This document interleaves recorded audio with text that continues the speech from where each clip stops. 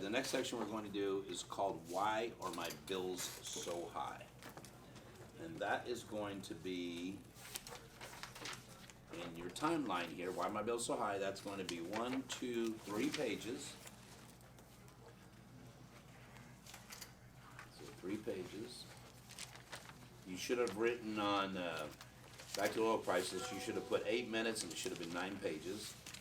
Why are my bills so high is 3 pages, and that's going to take me about another 8 minutes. All right, so Bob Mary, the next couple pages I'm going to show you doesn't come from me or my company. It comes right from the power company. It's a known fact in Florida, power went up 11% in 2017, 17% in 2018, 25% in 2019, and 30% in 2020. What do you think it went up in 2021?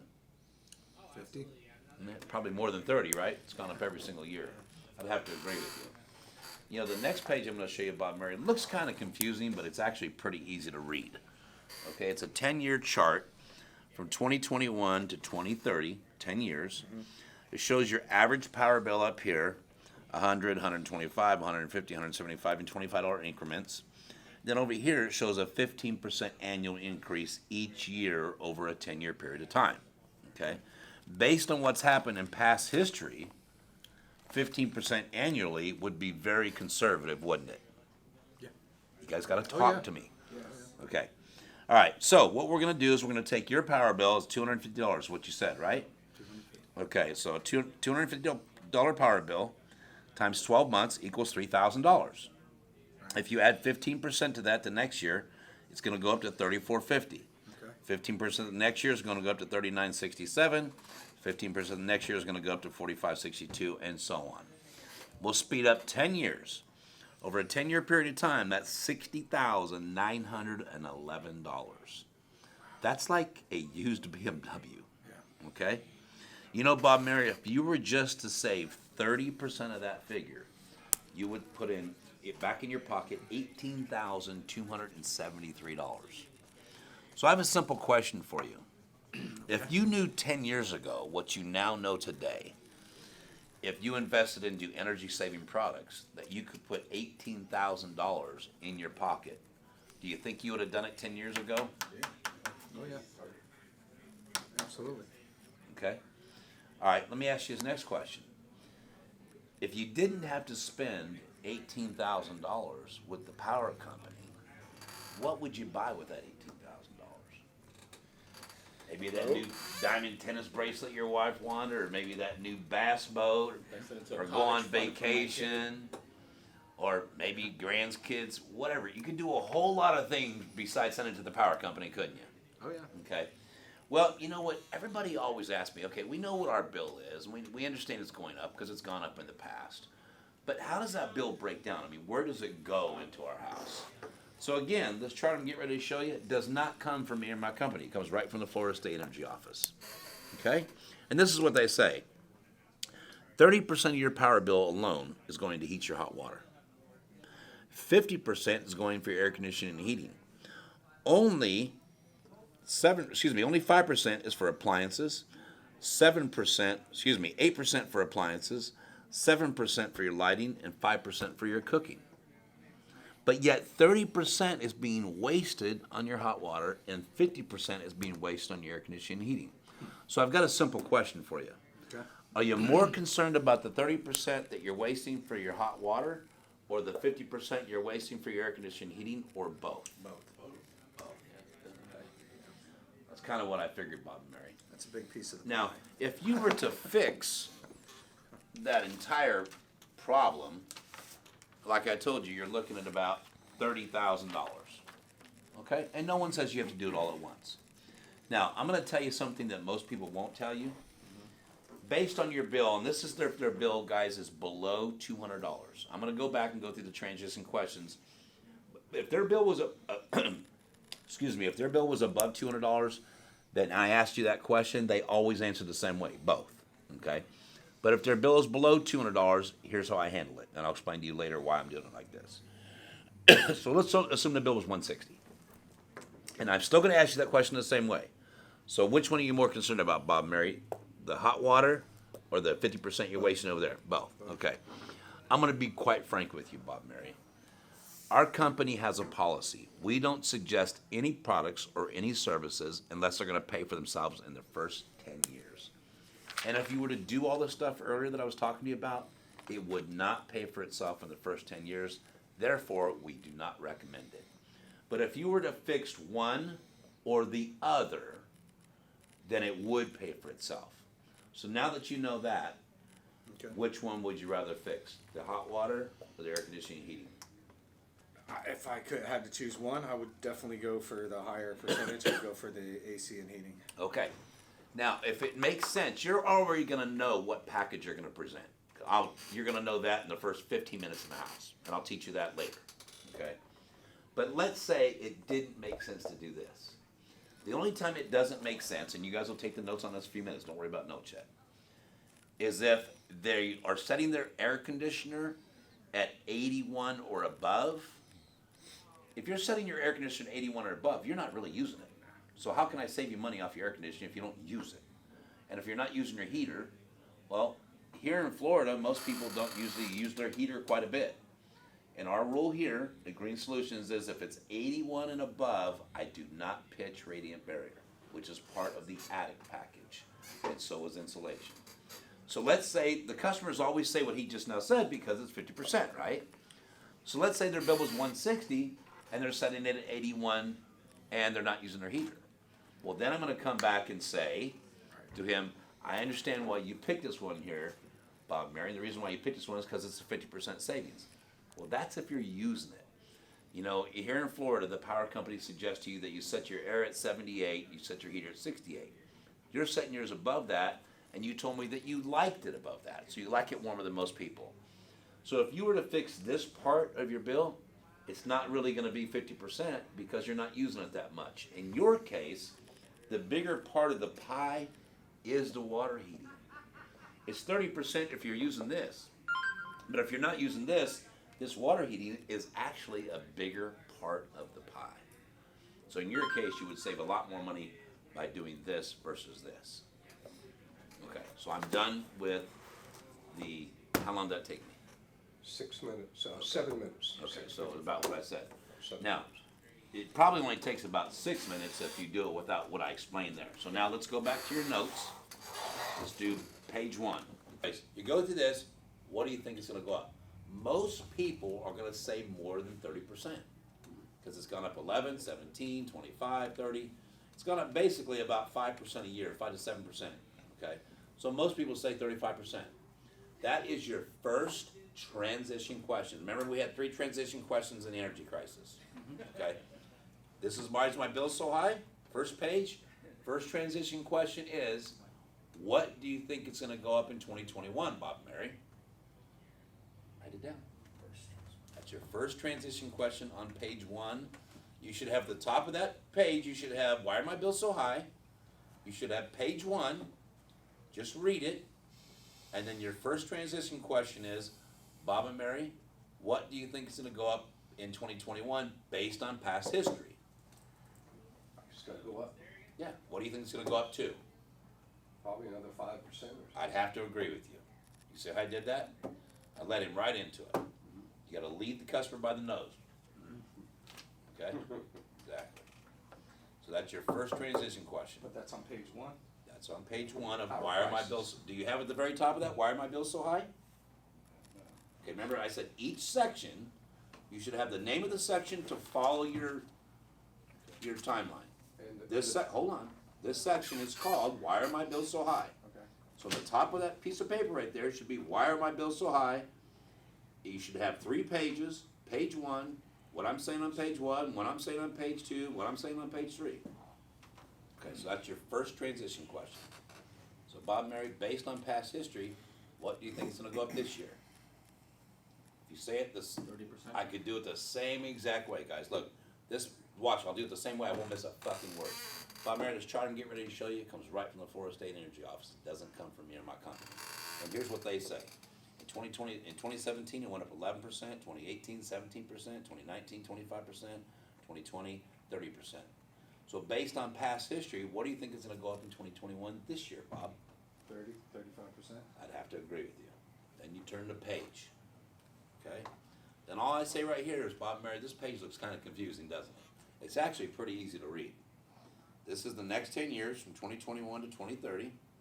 This is the average power bill at the top here, 125, 150, 175, 200, and so on, in $25 increments. And this is 15% annually each year over the next 10 years. Now here comes transition question number 2. Are you ready? You guys look at me? Look at me. Focus. Transition question number 2. This is 15% annually each year over the next 10 years. Based on past history, see I take the page and go like this. Based on past history, this chart would be ultra conservative, wouldn't it, Bob and Mary? Okay, you notice I did that? I got you to agree to the chart without even fucking showing it to you. Okay, watch how I do that. So Bob and Mary, I'll do it the same way, I won't fucking miss a word. Bob and Mary, this card I'm getting ready to show you, again, doesn't come from me or my company, it comes right from the power company. It's actually pretty easy to read. It's based on the next 10 years from 2021 to 2030. This is your power bill, going in $25 increments, 100, 125, 150, 175, and so on. And this is a 15% annual increase each year over the next 10 years. Based on past history, this chart would be ultra conservative, wouldn't it? Yes, it would be. Did I miss a fucking word, Ramsey? Nope. I said it 3 times in a row the same exact way. But I sound like I'm just talking. That's how good you gotta get this shit down. And you gotta get those transition questions. I'm planting seeds. I'm getting the customer to buy from me instead of me selling it to them. Okay? I cannot tell you how important this training is. Listen, you go to college for 4 years. Listen to this. You go to college for 4 years, the average person's 150 grand in debt. It takes them 8 months to get a job making $48,000 a year. That's the national average. If you do what I fucking tell you to do, you'll come out of this training class making $150 a year. But you're gonna have to study your fucking ass off and take notes like there's no tomorrow. All right, now, there's going to be, so far we had 1, 2 transition questions, right? Yes, sir. There's gonna be 1, 2, 3 more. There's a total of 5 in this section. Okay, so now, all I'm gonna do is, wherever their bill is, I'm just gonna read it. I read the first 5 lines. We're gonna assume this person's bill is $250. All right, so Bob and Mary, your bill is $250. So times 12 months, that's $3,000. You add 15% the next year, that's $34.50. You add 15% the next year, it's $39.67. You add 15% the next year, it's $45.62. Let's speed up 10 years. Bob and Mary, that's $60,911. Ramsey, did I miss a word from the first time I did it? Not a fucking word. Okay? So Bob and Mary, if you just saved 30% of that figure, oh wait a minute, $60,911. You know, Bob and Mary, that's a used BMW. That's a lot of money. Okay? If you just saved 30% of that figure, that would be $18,237, $273. Now, here comes transition question number 3. Okay? Let me ask you a question, Bob and Mary. If you knew 10 years ago what you now know today, if you were to invest into energy saving products that you could have put $18,000 in your pocket, do you think you would have done it? Yes. Okay. What seed am I planting there? I need, What? I need, I'm planting a seed. What are you gonna do? Wait another fucking 10 Yeah, years? that's Do today. it now. Now. Now's the Okay. time. Urgency. So I'm trying to tell you that you're smart. Yeah. Don't worry about being dumb that you didn't do 10 years ago because you didn't know. Yeah. So listen to the words again. Listen to the words, guys. If you knew 10 years ago what you now know today, if you would have invested into energy saving products that you could have put $18,000 in your pocket, do you think you'd have done it? Yes. Okay. I'm getting you to sell yourself. You understand the difference? I'm getting you to sell yourself. I'm getting you to see that the only reason you haven't done anything is you didn't know all this stuff. You're not stupid, you just didn't know. Now you know. What are you gonna do about it? So What are you now gonna do there's about this- it? When's the there's best time to this- do it? Scam likely. I don't know you, bitch. Alright. So that's transition question number 3. If you're not a fast rider, like my guy over here getting fucking nervous on me on Adderall or something, alright, all you gotta do, cowboy, is write down transition number 3 is the 10 years ago story. And when you're watching the videos, you can do the Page work. 3? No. No, it's page 2, transition question number 3. If you're not sure, ask the guy next to you, because he's taking great fucking notes. I've been watching. Yeah, he is. Yeah, I'm watching everybody, guys. Everybody's taking great notes except you. But you're gonna get better, right? Yeah. And anybody with a beard trimmed that fucking good's gonna get better. Okay. So if you're not writing it word for word verbatim, that's okay. You can get it off the videos. Right now, you should just do transition, page 2, transition question number 3, the 10 years ago story. Invest 10 years ago story. That'll remind you. Okay. Transition question number 4. Here it comes. Are you ready? Everybody ready? Yes, sir. Besides Adderall? Okay. I have nicknames for everybody. It takes me like a half. I was supposed to Right. take it, I never did. I can tell. Okay, so transition question. This guy right here is on fucking Soma. He's like, fucking good. No, I'm kidding. All right, transition question number 4. So Bob Mary, let me ask you a question. If you didn't have to send the $18,273 to the power company, what would you buy with that money? If you didn't have to send that $18,273 to the power company, what would you do with that money? Bob and Mary, if you didn't have to send that 18,200, and whatever the figure is, you know, I'm just, in this case, it's 18,000. I wait about 2 or 3 seconds. That's it. I don't want them to think too long, right? And then I look and I would say, how about that new diamond bracelet your wife wanted? Maybe that bass boat.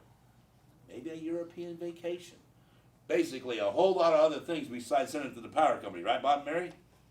You're gonna see me say the same fucking words tonight when you watch the videos. The same exact words. I don't miss a fucking word. That's transition question number 4. Okay. Is everybody with me so far? Yes, sir. You saw it's Addie over here? Okay. All right. Next page. Before I get into this page and I say, Tim, you know, Bob Mary, what's happened so far, guys? Here's what's happened. We went from a worldwide problem, right? We talked about the world, right? I'm trying to show you the psychology of what's happened. I went from the world all the way to Israel, Hawaii, California, Florida. Now I'm bringing it right there fucking over. All right, where are we at here? Okay, here comes transition question number 5. But as soon as I'm done with this chart, okay, then I say, you know, Bob Mary, everybody's always asking me, okay, I know my bills are going up, I know why they're going up, but how does my bill break down? I mean, where's it going? So we're on page 3 now, right? Again, Bob Mary, this chart doesn't come from me or my company. It comes right from the Florida Energy Office. And here's what they say. They say that 8% of your bills going towards the appliances, 7% of your bills going towards the lighting, 5% towards the cooking. Now you guys will notice in my video, I used to say, obviously in my house a little bit more back when I was a fat, but I don't say it anymore. Okay, I'd say back, you know, then I'd say 5% is going towards cooking. Now watch how I word this. 30% is being wasted on your hot water heating. Do you notice I didn't say wasted up here? I said appliances, 8% is going towards your appliances, 7% is going towards your lighting, 5% is going towards your cooking, 30% is being wasted on your water heating, and 50% on your air conditioning and heating. Here goes transition question number 5. So let me ask you a question, Bob and Mary. Are you more concerned about the 30% that you're wasting to heat your hot water, or the 50% you're wasting for your air conditioner heating, or both? So for Addie, just write down transition question number 5, page 3, wasting water, wasting air conditioner, or both. That'll remind you. So Bob and Mary, are you more concerned about the 30% you're wasting to heat your hot water, the 50% you're wasting for your air conditioning and heating, or both? Both. Okay. As long as their bill is over $200, move on. Now, this is the part that I want to stop and train you guys on real quick. Okay, so package number 1 is bronze. That comes with your solar system and your attic fan. That's the end of the savings. Yep. That saves you 30%. That's going to take care of this over here. Okay? Package number 2 is called silver or attic package. That's going to be radiant barrier, insulation, and attic fan. Okay? even if you took out the insulation, that's still called a modified silver package. You're not always gonna sell insulation. And when you don't sell insulation, if they're not using the heater at least 10 or 15 times a year in the wintertime, there's no reason to sell insulation. Because again, why? It's hot. No. Oh, Okay, what does insulation do? keeps Keeps it the in. heat in, right? Okay, well, it's supposed to do heat and air conditioning, but it's terrible for air conditioning. But for the wintertime, it works great. But if I'm not using my heater, what's insulation gonna do? Nothing. Okay, so why sell it? Okay, so the attic package comes with insulation, attic fan, and the radiant barrier. So you can still sell an attic package, and it'd still be called an attic package, but now we call it a modified attic package because you're not putting the insulation in there. But you can still pitch it at 40%. So an attic package saves 40%. The only time you don't sell it at all is if they're setting their air conditioning at 81 or above. 81 or above, there's no reason to pitch radiant barrier because it's not gonna save them shit. Okay, so you know that the way we ask that question, Bob, Mary, are you more concerned about the 30% you're wasting on your hot water heating, or the 50% you're wasting on your air conditioner heating, or both? They're always gonna say what, Ramsey? Well, Both. They're always, because the way we worded it, right? Now, let's say the bill's 160, 170, 180, anything below $200, I've gotta correct them, right? What kind of a salesman would say this? Well, Bob, Mary, I understand what you're saying, and most people answer me the same exact way. But I'm gonna be quite frank with you. Our company does not recommend any products or any services unless they pay for themselves in the first 10 years. And if I'm being frank with you, this was not gonna pay for itself in the first 10 years. Because you're not really using the air conditioner that much. You like it at 81, because I asked you, where do you set it at? You said 81. And I asked you, is that where you like it, or is that where your wall likes it? And you said you actually like it there. I asked you if you used your heater that much, and you said no. So your bill is really not justifying to be able to fix both these things, because it won't pay for itself in 10 years. Now, what other companies do is what other companies do. I'm just telling you that the owner of our company does not recommend it, because it doesn't pay for itself in a 10-year period of time. So if you had to fix one or the other, which one would you fix, Bob and Mary? Yeah, go for the heating, I guess. Well, but he doesn't, yeah, they're gonna say this over here, because I didn't tell that story about the 81 and all that kind of stuff. They're always gonna say this. I understand why you said this, because it's the biggest one, but really in your home, the biggest culprit is this one over here. And this is really what you need to fix. And that would only be this $13,000. A good, again, if you found a very good contractor and you got a really good system. Did I ever say it was me? No. They shouldn't even know that we have these products at this point. Okay? So that was 5 transition questions total in that section. So it took me 6 minutes to go through that section, 3 pages, and 5 transition questions. All right, so Bob and Mary, let's talk about the insulation. Over time, traditional insulation deteriorates and allows energy to enter and exit your home. Today, more than 100 million U.S. homes are under-insulated. Lack of proper insulation causes us to waste billions of dollars every single year. Where does your energy dollar go? Most of it's going right out the roof. 62% of your heat loss and gain is going right through that attic. People think it's windows and doors. It's only 12% in windows and doors. 62%. As a matter of fact, the problem is so serious, National Geographic had it on the front page of one of their magazines. This issue of National Geographic shows a wintertime thermal image of a home's energy loss with typical mass insulation. See where's most of, that's a infrared picture. Where's most of the heat? Right there in the attic. So maybe I should be living up there instead of down here, right? In the summertime, attic temperatures can rise over 150 degrees, increasing your cost over 30%. You know, Bob, Mary, it's a known fact. If every American just saved 30% of their power bill, we wouldn't need another drop of foreign oil for 100 years. I want to talk to you about convection, conduction, and radiant. Okay, convection heat, the easiest way to explain that to you is like in an oven, a convection oven. It's an enclosed area. Conduction heat is if I take something hot and touch it to something colder, or if I take something cold and touch it to something warmer. I'm conducting that energy from one area to the other. Okay? Radiant heat is, it's always searching for the coldest place. Radiant heat. Radiant heat is what I want to talk to you about. Okay?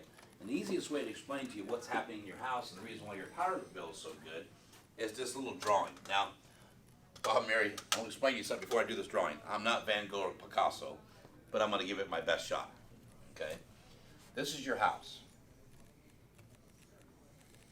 Okay? You have your little bit of insulation up here, your 2 or 3 inches that I saw up there. Now, I believe you said you're setting your air conditioner at 78 degrees in the summertime. Is that right, Bob, Mary? Yes, yes. Okay, and I think you said 68. You set the heater in the wintertime. Is that correct? Yes, that's correct. Okay, all right, great. All right, now, the sun comes up in the east, usually about 7 a.m., depending on what time of year it is, all right? And usually goes down in the west about 7 p.m., again, depending on what time of year it is. And it comes directly across the sky like this. All right, now, most people don't know this, but why is it so much hotter in the summertime than it is in winter, spring, and fall? The reason why, if you'll notice, the sun is directly overhead in the summertime. Because as the seasons change, the earth is at a different tilt. So it's further away from the sun. In the summertime, that earth is at a different tilt, closer to the sun, therefore it's hotter.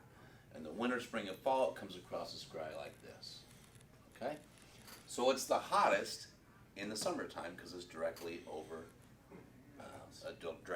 us. Now, your air conditioner sits outside over here.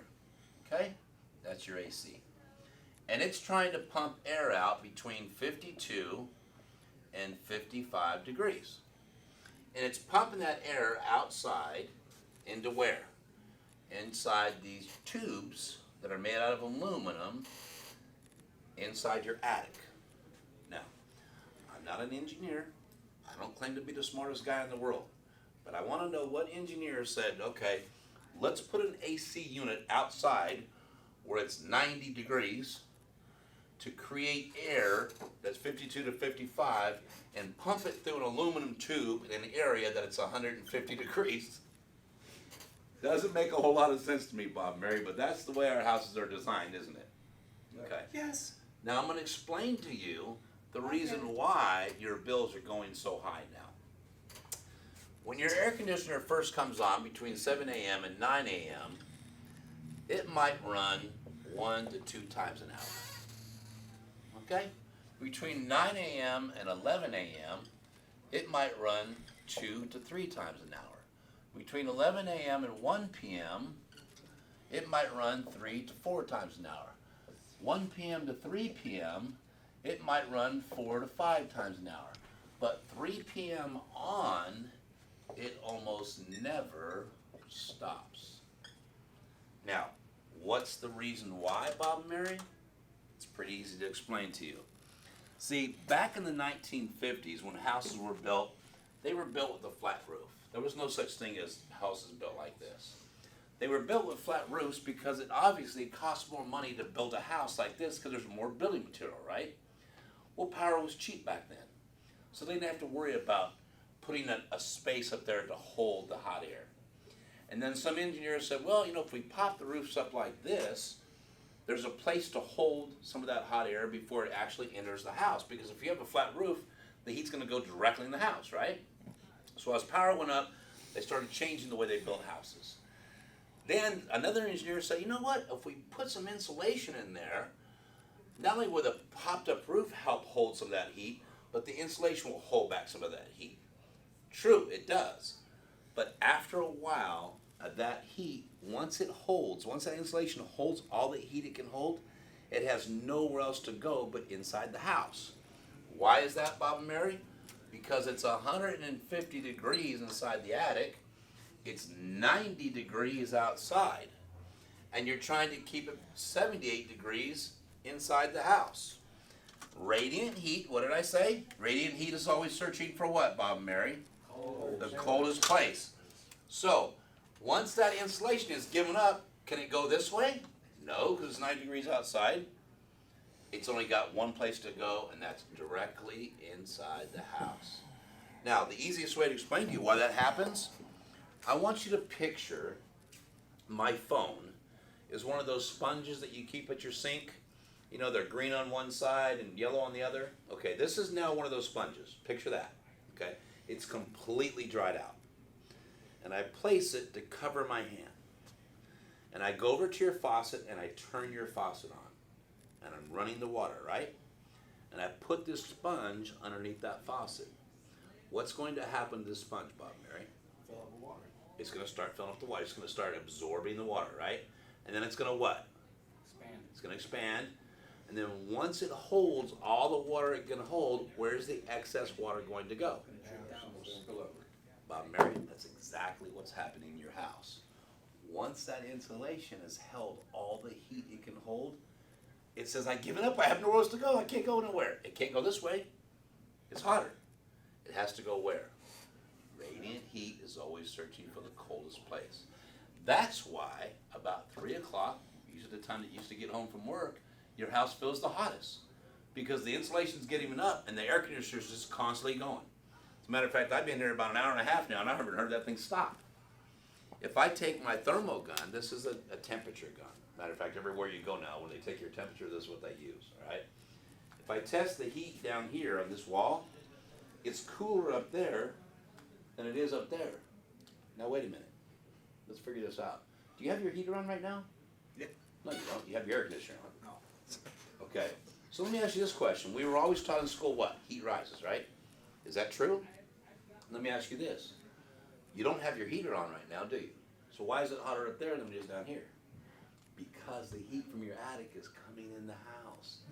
It works the same way as that big yellow thing out there. What's that thing called? The sun, right? What's the next planet to the sun? See how many people have paid attention in school? Mercury. What's the next planet to Mercury? Venus. What's the next planet to that? Mars. No, Earth. Damn. Okay, remember the show, Third Rock from the Sun? You're on a roll. Remember the show, Third Rock to the Sun? Okay. Now, if heat only rises, how is the heat from the sun getting to the earth? All the planets surround the sun, don't they? So how is the heat from the sun getting to earth? It's radiant. Because it's radiant heat. It's always searching for the coldest place. That's the reason why they say that Earth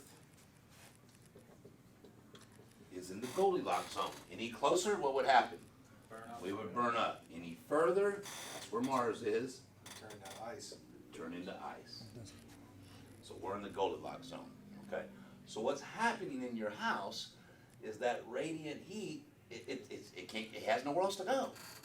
And your air conditioning is fighting against that. Not only are you wasting money on your air conditioning heating bills, but you're wearing out this air conditioner, and you're making this attic and this insulation work harder than it needs to work because all that heat's entering the house is still entering the attic. Okay, so I wouldn't tell you all these problems without having a solution for you. Okay? The very first thing you need to do is install a radiant barrier. Now, radiant barrier is a product that was not developed by me or my company. It was actually developed by a company called NASA. Little tiny company out there in Cape Canaveral. You guys ever hear of NASA? Yes, you have, right? Now, radiant barrier, Bob and Mary, this is the actual radiant barrier that was in the spacesuits, okay? Whenever they developed this, they spent $300 million developing it. It was top secret technology until the 1980s. This is equivalent to 7 feet of insulation, which most attics are about 4 feet high at the highest place. So you couldn't even put enough insulation in your attic to make this equivalent. It has an R rating of 184. 184. It can resist up to minus 250 degrees and plus 250 degrees. For every 1 pound that you send into space, costs NASA about $1 million. So they had to develop a product that was lightweight, because it's expensive to send stuff into space, that can resist heat and cold, that was durable. Okay, and by the way, Bob and Mary, this is not tinfoil. I know it looks like it, but it's not. If it was tinfoil and I opened my hand, what would happen?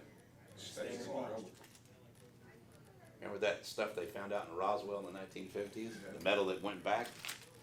Okay, this is not aluminum foil.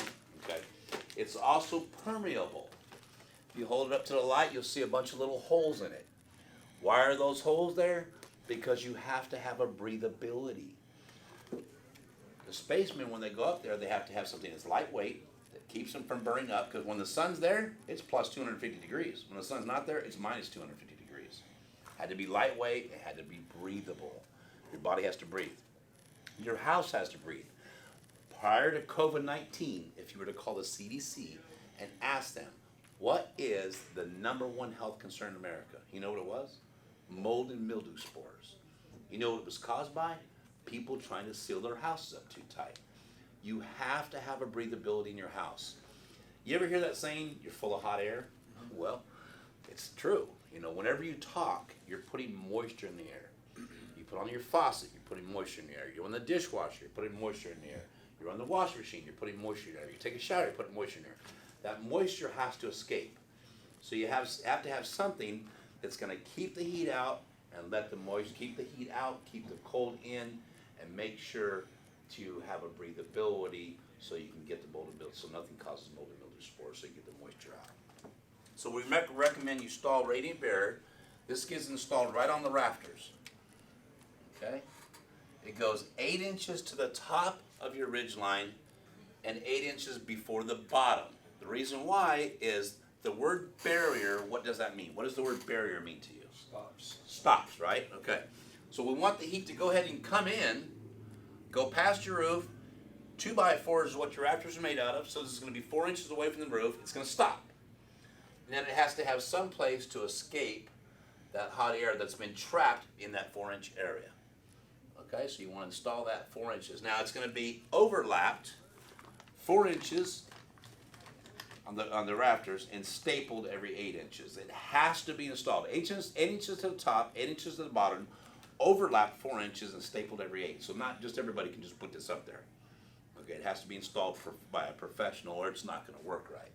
Okay, so that's the first thing we recommend you do. And like I said, this is equivalent to 7 feet of insulation. Now, the next thing you want to do is install a solar attic fan. Now, the reason why you want to install a solar attic fan versus an electric attic fan is if you use an electric attic fan, you're using electricity to save electricity. It doesn't really make any sense. Okay? And even though you have some vents on your house, and even though we want this to escape in those areas, we want it to suck it out as quickly as possible. And a solar attic fan doesn't use any electricity at all. It has a photovoltaic panel that creates the electricity that runs the fan that sucks out the hot air. Okay? Now the next thing that you want to do is you want to build your insulation up to code, which is R38 or equivalent to 12.5 inches. With a combination of these three, you're going to notice your air conditioner hardly ever runs and your heater always runs.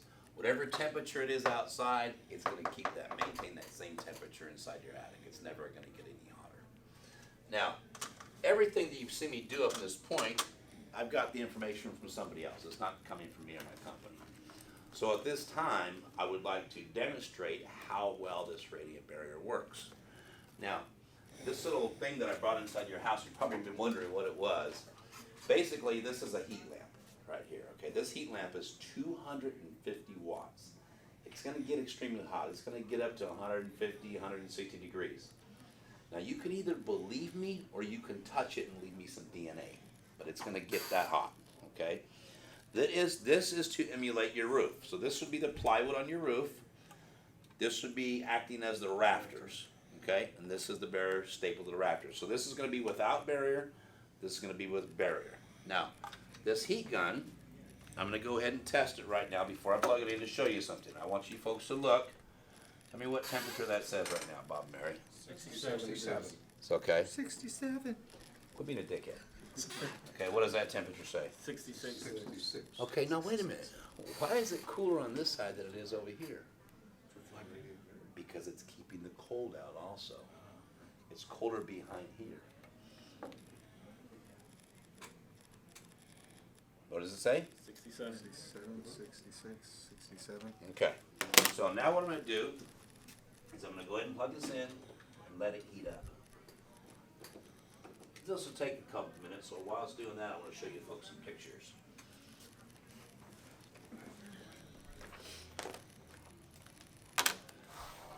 Now, here's some radiant barrier facts, Bob and Mary. In the mid-1950s, when Clark E. Beck refined the technology for NASA in the form of a thermal blanket, which is still used globally by emergency crews today. You ever see like a fire truck on the side of the road or ambulance, they're covering that person up, you see that silver stuff? That's radiant barrier. They're trying to keep that person with the heat inside them. Radiant barrier technology was introduced in the U.S. Space Agency Hall of Fame in 1996 and was considered top secret technology until the 1980s. The U.S. Department of Energy says when radiant barrier is correctly installed, it can reduce the heat gains through your ceiling by 97%. It reflects 97%. So if that barrier is doing 97% of the work, how much work does the insulation have to do? 3%. Simple numbers. There's no such thing as anything more than 100%, right?